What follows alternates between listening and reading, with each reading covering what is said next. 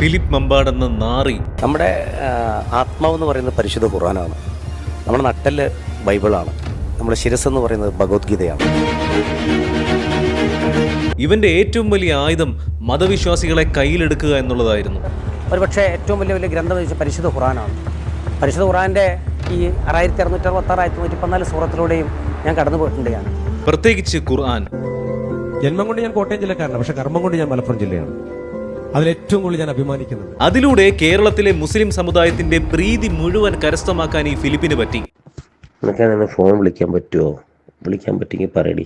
എന്നെ ഏറ്റവും കൂടുതൽ അത്ഭുതപ്പെടുത്തിയത് ഇവനെതിരെ ഇത്രത്തോളം തെളിവുകൾ ഉണ്ടായിട്ടും ഇവനെ ഇന്നും പിന്തുണയ്ക്കുന്ന ജനങ്ങൾ ഒരുപാടുണ്ടല്ലോ എന്ന് ഓർത്തിട്ടാണ്. അറിഞ്ഞെടുത്തോളം ശരിക്കും ഞാൻ വല്ലാണ്ട് ഡിസ്റ്റർബ്ഡാണ്. കാരണം ആ പെൺകുട്ടി 16 വയസ്സ് മാത്രം പ്രായമുള്ള പെൺകുട്ടിയെ ലോഡ്ജിൽ മുറിയെടുത്തിട്ട് ഇവന്റെ ക്രൂരമായിട്ടുള്ള ലൈംഗിക പീഡനത്തിന് ഇരയാക്കി. മാത്രമല്ല പെൺകുട്ടിക്ക് മദ്യം നൽകി ഗർഭിണിയാവാതിരിക്കാൻ വേണ്ടിയിട്ട് ഐപിഎല്ല് വരെ ഇവൻ നൽകി എന്നാണ് പറയുന്നത്. ഒന്ന് ആലോചിച്ച് നോക്കണം.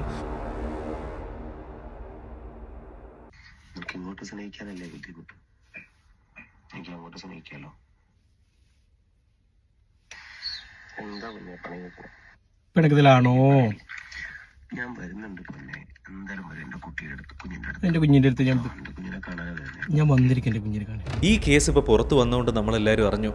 ഇനി പുറത്തു വരാത്ത എത്രയോ കേസുകൾ കാണും. അല്ലെങ്കിലും എനിക്ക് ഈ അതിവിനയം കാണിക്കുന്നവന്മാരോടും താൻ വലിയ മതവിശ്വാസിയാണെന്ന് കാണിക്കുവാൻ വേണ്ടി സോഷ്യൽ മീഡിയയിലൂടെ വന്ന് ഓരോ കോപ്രായങ്ങൾ കാണിക്കുന്നവന്മാരെയും കാണുമ്പോൾ സത്യത്തിൽ നമുക്ക് മനസ്സിലാവും ഇവന്മാരൊക്കെ കള്ളന്മാരാണെന്നുള്ളത് പൂർണ്ണമായിട്ട് നമുക്ക് മനസ്സിലാവും. ഇവനെതിരെ പലരുടെ മൊഴിയും ഓരോ വോയിസ് ക്ലിപ്പും ഒക്കെ ഇപ്പോൾ നിലവിൽ ഇങ്ങനെ പൊങ്ങി വന്നുകൊണ്ടിരിക്കുകയാണ്. വേറൊരുത്തൻ മുരാരി തന്ത്രി, ഫിലിപ്പിന്റെ വേറൊരു വേർഷനാണ് അവൻ. അവന്റെയും പ്രധാന ആയുധം എന്ന് പറയുന്നത് മതമായിരുന്നു. പ്രത്യേകിച്ച് ഇസ്ലാം മതവിശ്വാസികളെ കയ്യിലെടുക്കുക എന്നുള്ളതായിരുന്നു അവന്റെയും തന്ത്രം. ഇപ്പോൾ ഫിലിപ്പിന്റെ കാര്യം തന്നെ പറഞ്ഞില്ലേ, സമൂഹത്തിന്റെ മുന്നിൽ വലിയ മാന്യതയുടെ മുഖംമൂടി അണിഞ്ഞ ആട്ടിൻതോൽ അണിഞ്ഞ ചെന്നായിരുന്നു ഫിലിപ്പ്.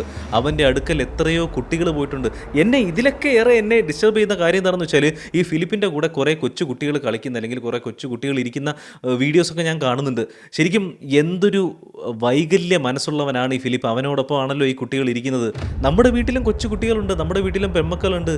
അപ്പോൾ നമ്മൾ ആ രീതിയിലേ ചിന്തിക്കൂ. ദയവ് ചെയ്ത് ഒരുത്തനെയും വിശ്വസിക്കരുത്. പ്രത്യേകിച്ച് ഈ ഞാൻ തുറന്നു പറയുകയാണ്, എല്ലാവരും അല്ല, എന്നാൽ ചിലർ, പല അധ്യാപകരും, പല ഉസ്താദുമാരും, പല ശാന്തിമാരും, പൂജാരിമാരും, പള്ളിയിലച്ചന്മാരും എല്ലാവരും മനുഷ്യന്മാരാണ്. എല്ലാവർക്കും രണ്ട് മുഖങ്ങളുണ്ട്.